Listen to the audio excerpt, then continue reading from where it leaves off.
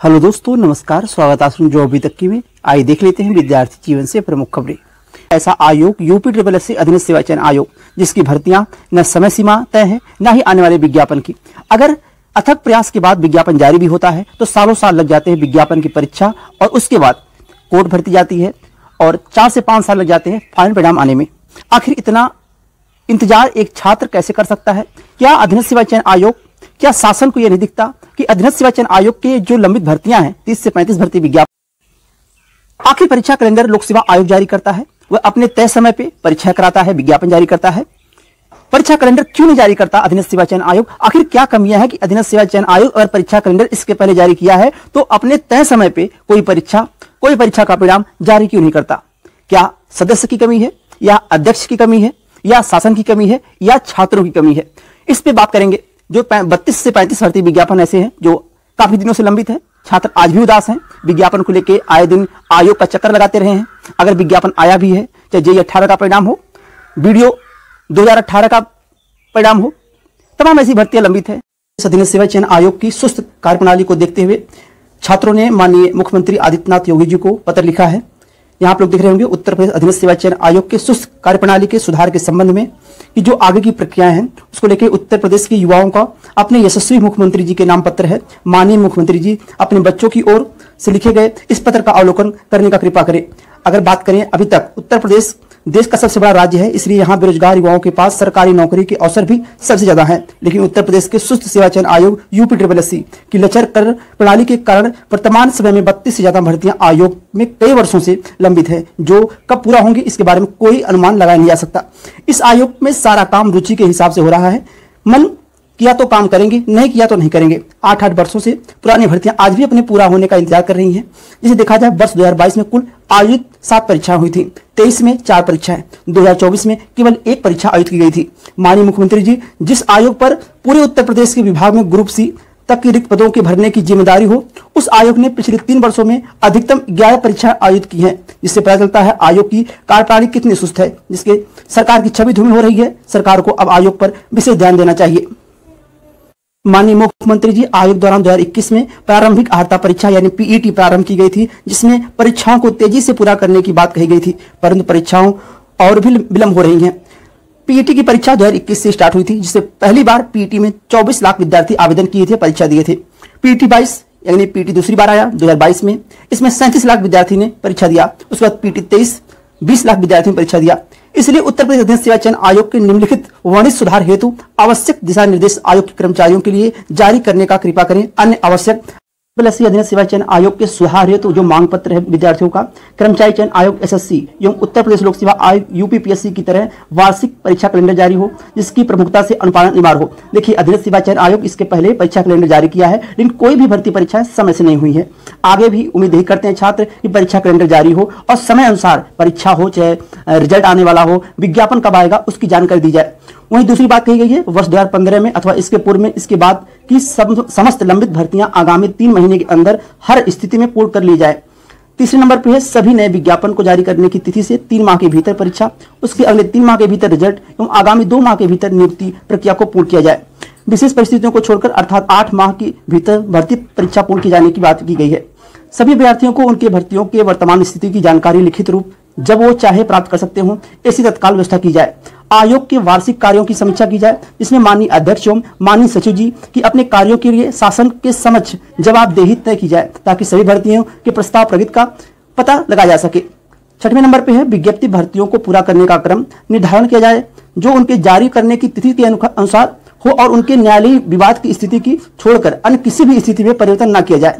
7वें पे है, परीक्षा फल देते समय अभ्यर्थियों के नंबर तथा उनकी रैंक जारी की जाए। देखिए, अधीनस्थ सेवा चयन आयोग फाइनल परिणाम आने पे आपके परीक्षा फल जारी नहीं करता है कि आपके नंबर कितना है, कितने नंबर से आपका सिलेक्शन नहीं हो पाया। और दूसरी बात ये भी है कि वेटिंग लिस्ट का प्रावधान किया जाए कि अगर मान लीजिए किसी भर्ती में उतने छात्र नहीं मिलते हैं तो एक वेटिंग लिस्ट भी निकाली जाए। वहीं अगर देखा जाए, जो अभी तक लंबित भर्तियां हैं उत्तर प्रदेश अधीनस्थ सेवा चयन आयोग से 2015 से 2024 तक प्रकाशित लंबित भर्तियां, मानचित्रकार का विज्ञापन 39 पदों पर आया, साक्षात्कार अभी लंबित है। वहीं ITI अनुदेशक 2016 की विज्ञापन है, 293 पदों का, साक्षात्कार अभी नहीं हुआ है। उसी तरह से 2016 की भर्तियां ये भी हैं, सहायक शोध अधिकारी, पर्यवेक्षक व अन्य 476 पदों का साक्षात्कार लंबित है। 2016 की एक भर्ती और है, सम्मिलित तकनीकी सेवा 292 पदों पे अंतिम परिणाम जो है लंबित है। ग्राम पंचायत अधिकारी की बात करें, ग्राम विकास अधिकारी की बात करें, 1953 पदों पर विज्ञापन जारी हुआ था, अंतिम परिणाम अभी लंबित है। वहीं सम्मिलित अवर अभियंता, इसका भी परिणाम अभी नहीं जारी हुआ है। मंडी परिषद 284 पदों पे, इसका परिणाम अभी जारी नहीं हुआ है।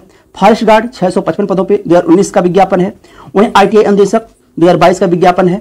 तो यहाँ पे देख रहे होंगे आप लोग 2022 का मुख्य सेविका का विज्ञापन, जो कि अभी माननीय न्यायालय में भर्ती लंबित है, 2693 पदों की।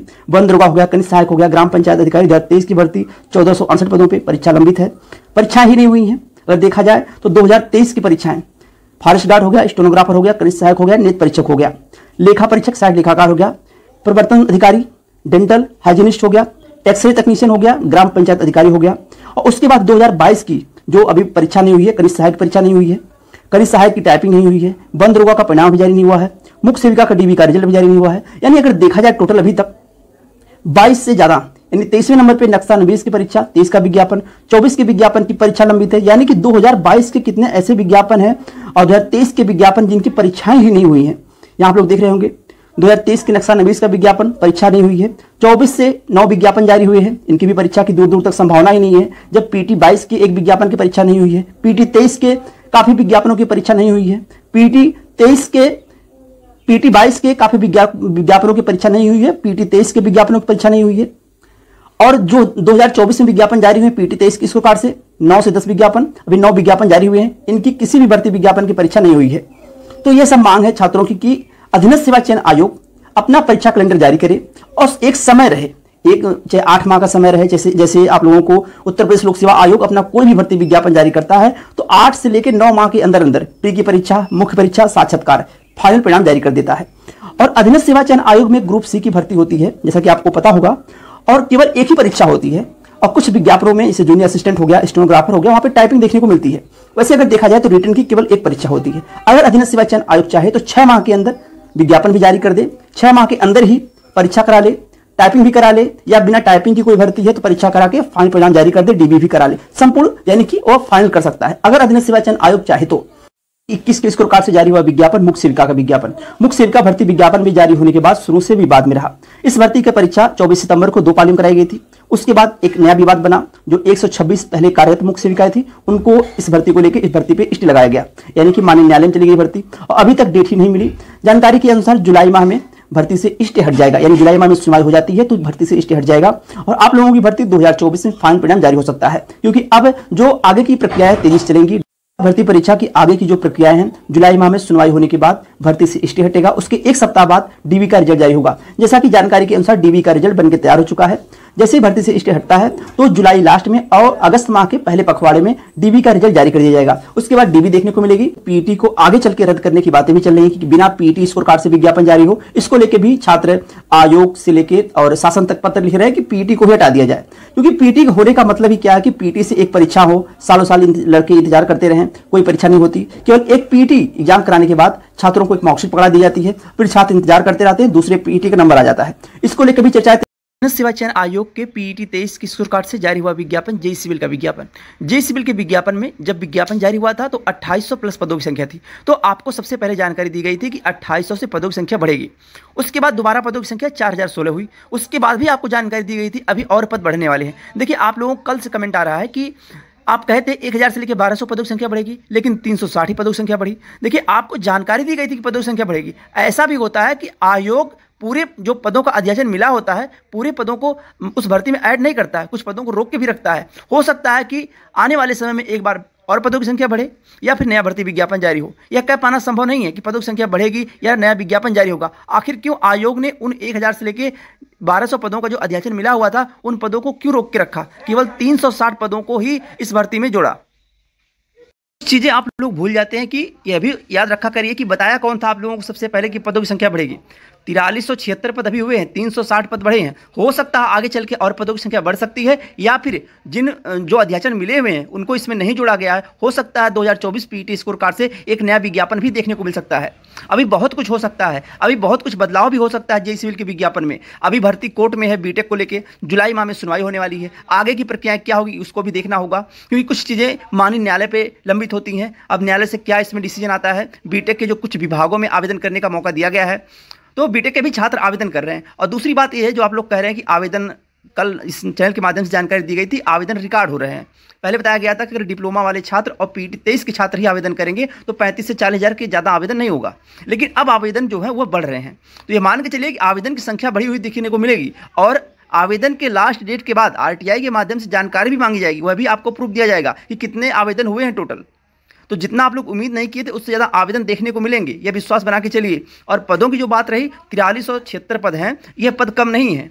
आप लोग कोई एक बात को लेके कमेंटबाजी ना किया करिए, क्योंकि जानकारी आपको सबसे पहले इसी चैनल के माध्यम से देखने को मिली थी। आयोग से आने वाले फाइनल परिणाम की बात करें तो JEE 18 का फाइनल परिणाम इसी माह के लास्ट में देखने को मिल सकता है। अगर हो सकता है कि थोड़ा देरी देखने को मिली तो जुलाई माह के प्रथम सप्ताह तक देखने को हर हाल में मिल जाएगा। और उसके बाद जो रिजल्ट आने वाला है, एक आपको रिजल्ट देखने को मिलेगा कंबाइंड टेक्निकल असिस्टेंट BDO का रिजल्ट, जो कंबाइंड टेक्निकल असिस्टेंट और BDO का रिजल्ट जुलाई माह में देखने को मिल जाएगा। बंदरुका का रिजल्ट हो गया, यह रिजल्ट आपको अगस्त माह के आसपास देखने को मिलेगा। तो अधीनस्थ सेवा चयन आयोग के और भी विज्ञापन आने वाले हैं। अभी आप टोटल अगर देखा जाए 9 विज्ञापन जारी हुए हैं, और भी विज्ञापन देखने को मिलेंगे, तो थोड़ा आप लोग इंतजार कर लीजिए। बाकी जैसी भी अपडेट होगी चैनल के माध्यम से जानकारी दी जाएगी। और जो लोग भी चैनल पे नए हो, चैनल को सब्सक्राइब कर लें और शेयर भी करिएगा। बहुत बहुत धन्यवाद। जय हिंद।